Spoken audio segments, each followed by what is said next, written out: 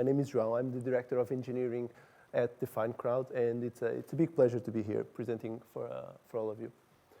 So, how many of you have tried to use speech recognition?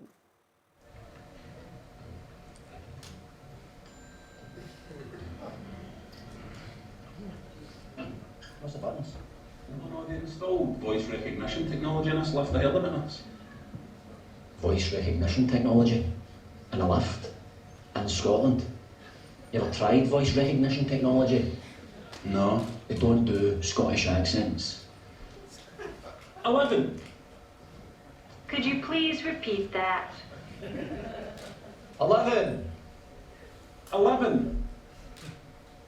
11. 11. Could you please repeat that? 11. Whose idea was this? You need to try an American accent. 11. 11. Sounds Irish, not American. Doesn't it? 11. Where in America is that? Dublin? I'm sorry. Could you please repeat that? Try an English accent, right? 11. 11. You for the same part of England as Dick Van Dyke? Listen, you're saying smart ass. Please speak slowly and clearly. Smart ass. 11. So, how many of you have bumped into this issue? I see 1, 2, okay, a lot. And one of the things that we'll explore here is why that happens, and how can crowdsourcing and machine learning be combined in order to help solve these sort of issues. So nowadays, we see speech technology everywhere. We see big companies like Amazon, Google, Microsoft investing in speech and delivering several products like Amazon Echo, Google Now. We see speech recognition in our cars or even in our kitchen to get us to know our recipes. Why? Because speech is the most natural way for us to interact. So companies are trying to achieve this natural interaction that we have among humans, but with machines. So machines are now starting to understand us. We have things like we see in Cortana, in Siri, where we can ask to go on a date with her, but usually she doesn't like me that much. We can also do scenarios like if I want to go to a movie and if I ask, I want to see Star Wars, instead of having to say several commands, the reply I get is, okay, there's some tickets available at 9 p.m. in your favorite cinema. Do you want me to book it? So, and in a single sentence, I can get my intent accomplished. The machine learns what is my intent based on data, okay? So, as you told me, speech is not yet perfect. We're not there yet. There's been some developments in the past years, especially with the use of deep learning, and we're seeing tremendous achievements in this area, but we're not there yet. And one of the problems is that we need large amounts of data, but not just any data. If we want to have a new language, and for example, I'm a Portuguese native speaker, so I want to interact with machines in my native language. My English accent is not, it's far from perfect. So I want to use my native language. And for each language and product, I need to get all of these. So thousands of hours of speech recordings and transcription, hundreds of words of pronunciations, language variants, semantic annotation, etc. So this has a huge cost. And this not only applies to speech recognition, but also for several AI scenarios and machine learning scenarios. So where do we stand? we have a platform that allows you to enrich and train your data for AI and combine crowdsourcing with machine learning. Okay, let me explain you how does that work. So I actually been in Louise's shoes. I've been a speech scientist. And when I wanted to test the Chinese acoustic model for Mandarin speakers in Singapore, this is what I had to do. I would have to hire a vendor. I would have to hire a project manager, maybe a developer. And in the end, what I would get is, well, not very good data. I wouldn't know who has given me that data, which were the persons, and I would have to wait a lot. So what we introduce is a model where you subscribe to our platform, you select the job type you want to do, and you launch the job, and the crowd takes care of it. We use the power of the crowd to achieve this. And in the end, we come up with much better data, high-quality data. We provide transparency, and at a much faster rate. So the client, the enterprise client, can come to our website and select what type of task he wants to do. These are tasks that relate to speech technology, like semantic annotation, data collection. But the good thing is that you can have any kind of task configured in our website, and you can achieve any kind of machine learning scenario.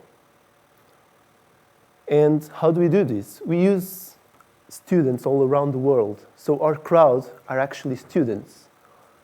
And we have language ambassadors that have a nice worldwide coverage and allow us to access multiple languages and also access crowds in multiple countries. And we know a lot about these crowds. So we know what courses they took, so what is their expertise. We know what languages they speak, what jobs they took, and how they performed in the tasks, in the micro tasks that we need to do in order to reach a better speech technology. So, but how can we use this data? How can we use machine learning in order to take advantage of this data? If we have activity from the users, if we know all of this, what can we do? So one of the things that we can do is that we can learn from this data in order to provide recommendations to customers, and crowd members as well. We can help the crowd to perform their tasks, to be more efficient in their tasks. There are some tasks that we cannot replace the crowd, but we can help them. We can provide suggestions. Imagine that someone is doing a repetitive task for a long time. What happens if they get tired? Well, maybe the quality of the task will not be that good.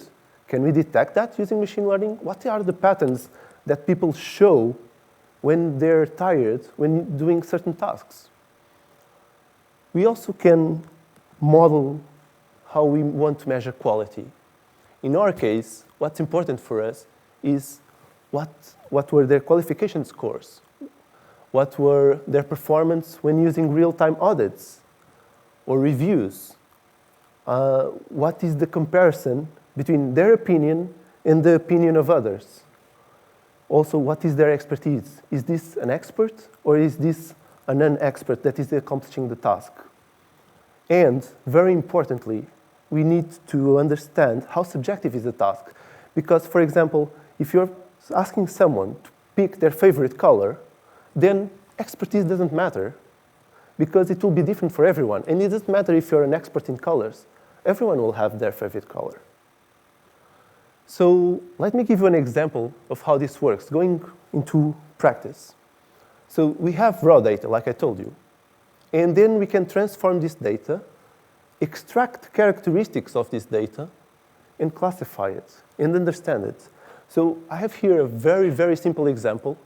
The graph seems complex, but I want you to focus on the difference between the box plots. These box plots represent statistical measures. It doesn't matter which measures they are. And they're based on a generic measure. Let's call it measure A. And notice the difference between the box plots. from here, we can already see that this member, which executed the tasks, presents significant differences in regarding all other members. So let's take another perspective. If we try to separate the data from different crowd members, what do we get? And this star that is represented in blue was this guy here. So we have the data from all other crowd members, and we have the data from this speaker. And this was all done based on unsupervised approaches. So there is no previous knowledge of what has happened. And we're able to split the data. And when we investigated, this is real data, by the way. It's a sample, but it's real data. And when we investigated this member, what happened is that it showed that the quality, that the input that he provided was not that good.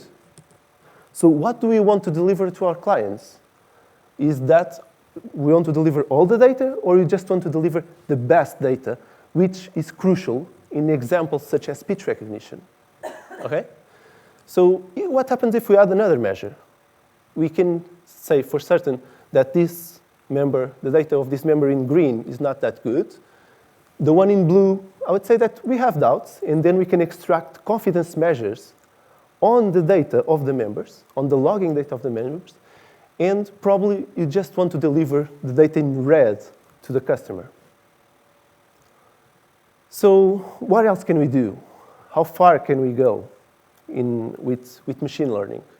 Well, we can try to understand what is the expected quality of a task based on the configuration a client gives, based on the crowd that he selects, on the speakers, on the crowd members he selects. What is the quality he will get in the end?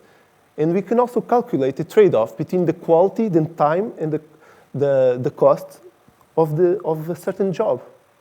So additionally, we can predict when the job will finish. So a customer can go into the platform, can select a job, and he gets to know what type of data he will get, how much quality, and how much he will spend.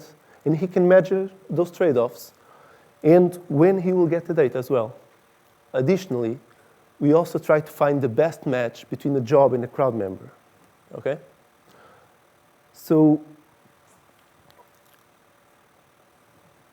this is just an example of how we can use machine learning in order to improve our tasks within crowdsourcing. And speech technology is just an example of what we can achieve. I think I published the first paper on crowdsourcing in 2009. It's amazing to see the evolution that we got so far and how big crowdsourcing has grown. And machine learning is going through the same process. It's also growing. So it's two areas that can complement each other and can add extreme value. Thank you.